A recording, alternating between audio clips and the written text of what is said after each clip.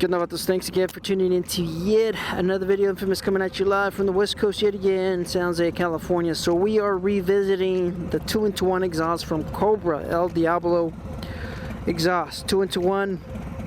I say more of a short to mid, more of a short exhaust. All right, you have your longer exhausts and you have your mids, maybe, and then you have your short. So this is along the lines of your TBR and Bassani exhaust. Good looking exhaust, made in the United States, and quite affordable. As far as the other options, you have exhausts that could range from $600-700 like this one, 2-in-1, and then it goes all the way up to potentially $3,000, which is pretty expensive. So I don't know if they've updated it. Like I said, this is a 3-year review. As far as the adapters for your O2 sensors, as far as I know with my own experience, unless they've changed anything, it's still narrow band ports.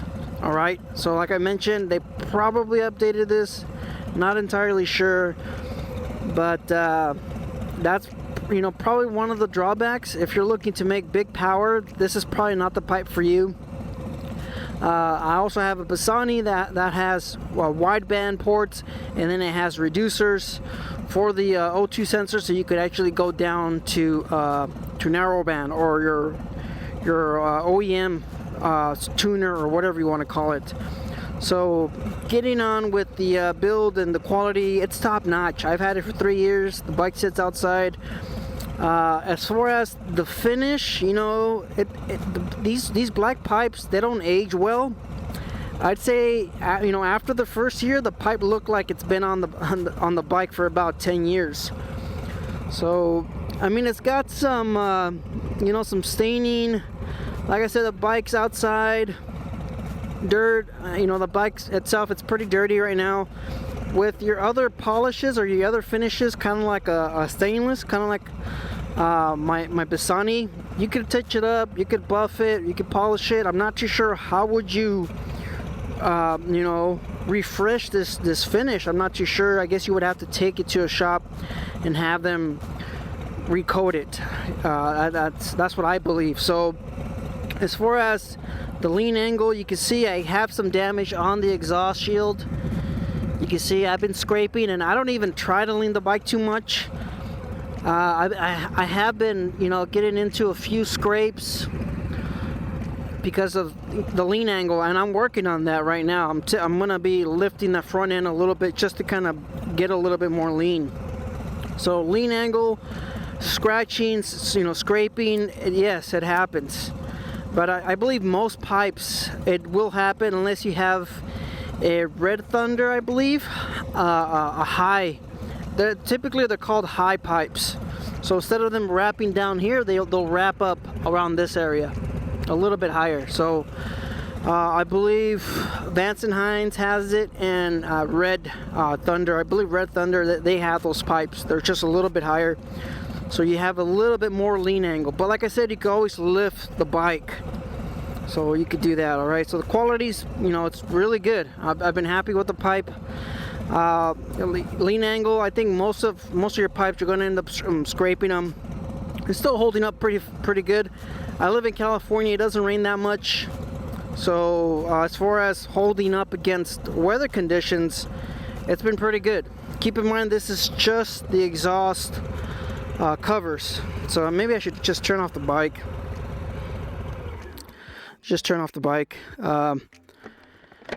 So far, it's been a fantastic pipe. I like it. Easy install.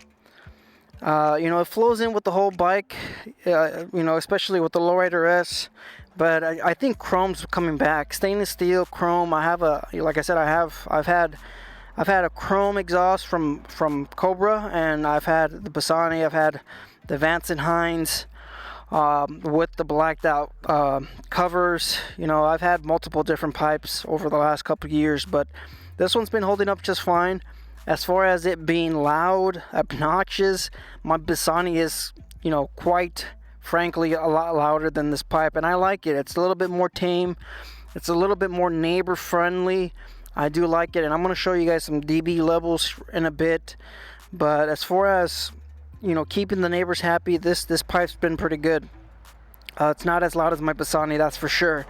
So I mean, if you're looking for loud pipes, this is probably not, you know, not the pipe for you. But I mean, if you go to work, you go in early, 6, maybe 5 in the morning, you do not want you don't want to piss off your neighbors.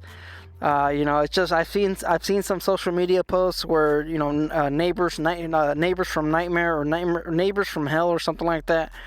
And man, they just, you know, it just starts with a little bit of something as simple as a bike, and it just turns into something just tremendous. It just keeps on adding on top of the obnoxious sound levels, and then it goes into the trash cans, and then you guys get the point. I'm not trying to ramble, but as far as, you know, bang for your buck, this pipe's fantastic. I also have a stage 1 tuner. Like I mentioned, it's not, you know, it's not anything dramatic, but I'm currently upgrading the cam to stage 2, and I'm going to keep it, you know, maybe a little bit mild, but I'm not going to do anything tremendous as, you know, getting it fine-tuned. A lot of the people, the dyno guys that actually tune these bikes, they actually install their own O2 sensors so they could fine-tune it a lot better. So if you're one of those guys that's probably looking for, you know, or maybe someone that's going to eventually probably going to tune the bike with, you know, a professional, they probably have their own setup. Like I said, most of these guys, they will put in their own O2 sensors. When they fine tune it, they remove their O2 sensors and then they install your narrowband sensor. So maybe that's probably something you're considering, and in that case, these pipes might not work. Like I said, I don't know, maybe Cobra has updated, but you probably want to contact Cobra before you decide to, you know, pull the trigger on these, because of, like I said, the O2 sensors. That's something that I have to, you know, point out, because most of my other pipes, they've all had the adapters for the narrow and the wideband sensors. So let's get into any other cons. No, there isn't anything. You know, I guess I mean, if you're looking for loud pipes, this might be another con. But like I said, my neighbors are happy, and they can notice the difference between the Bassani and the Cobra exhaust. So let's go ahead and take out the dB noise meter. Like I said, I'm also going to be recording sound levels for the stage 2 and the stage 1, in case you guys are wondering. And we are going to go ahead and just do, what is it that the cops do? Like 2 feet? 2 feet from the, let's do 3 feet, alright? 3 feet from the exhaust, right there, okay? So let's go ahead and turn on the bike. Let's turn this on. Let's set it to max so you guys get a good idea what she sounds like. And let's go ahead and, you know, move this over here, I guess, so it doesn't pick up a false reading. Let's go ahead, start her up. That never gets old. So let's go ahead and put this right here. Okay, let's go ahead and reset it. Alright, so we are hanging at, it was at 89. It was at 89 because of the startup. But we're sitting at, let's go ahead and hit that max. We are hitting 87.9 at 3 feet from the exhaust. So let's go ahead and put that right there. 89.2. Let's go ahead and rev it up to 3,000 RPM. Yeah, let's do 3,000. Okay, never mind. Let's do 4,000.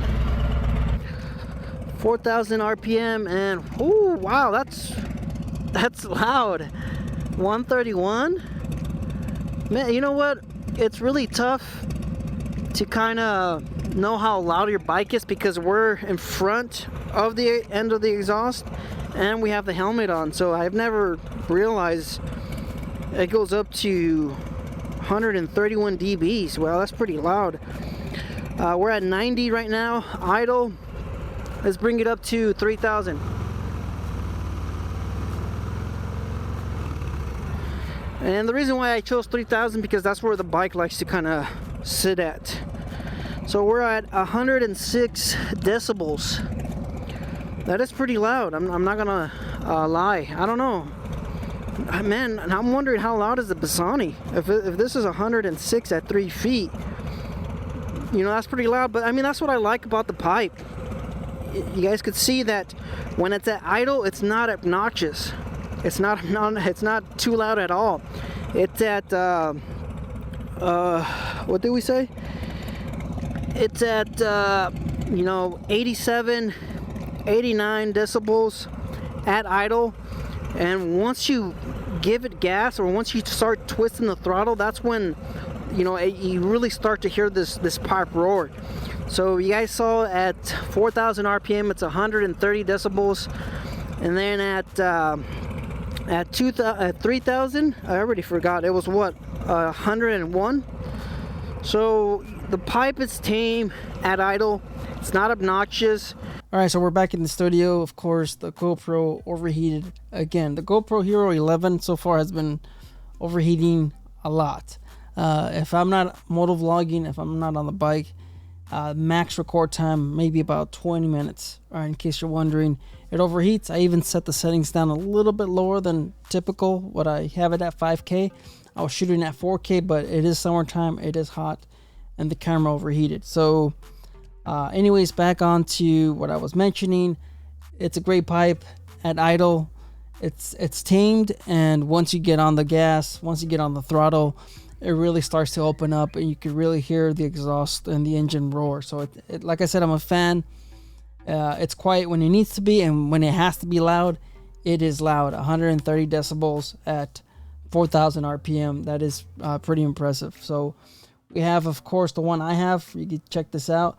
This is the FXBB and the FXLR, but this will fit on your lowrider S, because you can see it on my bike. And then if you see NorCal's channel, he also has the exact same pipe.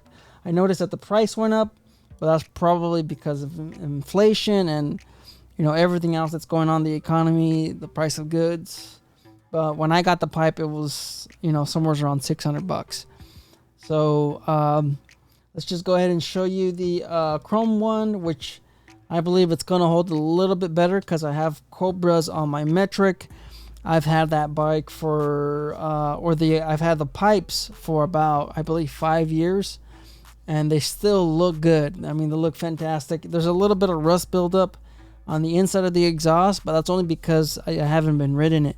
I haven't ridden it, and it's, you know, the cover has been stolen, so I'm just impressed that it's been holding up pretty good for it being exposed to the elements. We just got over a ton of rain, a storm recently here in California. It's been raining for quite a few weeks nonstop, and it's been underneath the tree where there's a ton of tree sap going on right now because of the summertime and all that other stuff. So overall, I'm just impressed with the finish, and maybe the next time I get another pipe, it's going to be stainless steel or a chrome finish. It's going to be one of those, because I don't think I want another black pipe. So thanks for tuning in. Thanks for, you know, watching yet another video. Thanks for supporting the channel. If you have any questions, leave them down in the comments. If this video helped you on deciding, you know, what pipe are you probably looking at. If you have a lowrider ST, this pipe's not going to fit. If you have a lowrider, anything, you know, with forward controls, this, you'll have to get it for that specific bike. If you have a lowrider ST and you're looking at this pipe, I don't think they make a bracket for your saddlebags. That's the only difference between this pipe and what you see on the other ones. When it has the option of getting an FXLR ST, it's because the bracket itself requires another little piece that holds your saddlebags in place because of the way it connects to the exhaust bracket. So enough rambling. Life's a risk. Get out there and ride. Later.